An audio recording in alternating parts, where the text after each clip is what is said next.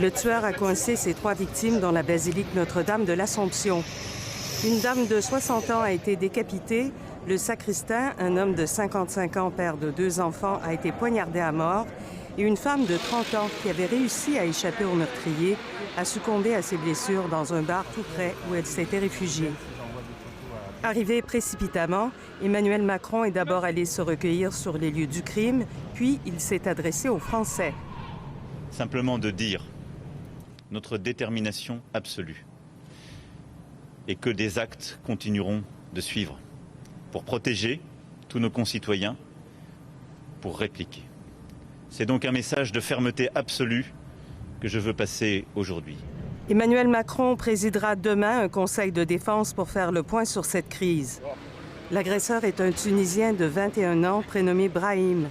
Il a invoqué Allah au moment des faits, mais aussi après coup devant le personnel médical. Ébranlé, le maire de Nice a déploré que sa ville soit encore une fois ciblée par le terrorisme.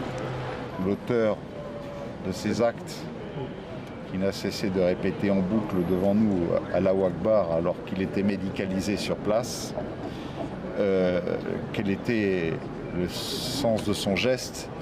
Sous le choc, ses paroissiennes, amies du sacristain, se sont effondrées en larmes. Notre sacristain a été assassiné, tué. C'est un choc. Vous le connaissez bien? Oui, on le connaît très bien. On est tout le temps avec lui. Oui. Révolté, ce Niçois refuse de se laisser abattre. Il y a une tentative de mettre la France en otage et de la prendre en otage par rapport à ces musulmans. Nous ne retomberons pas dans ce piège-là.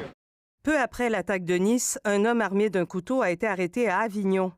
Puis à Lyon, un Afghan déjà dans la mire des services de renseignement a été appréhendé. Il avait sur lui un couteau de 30 cm.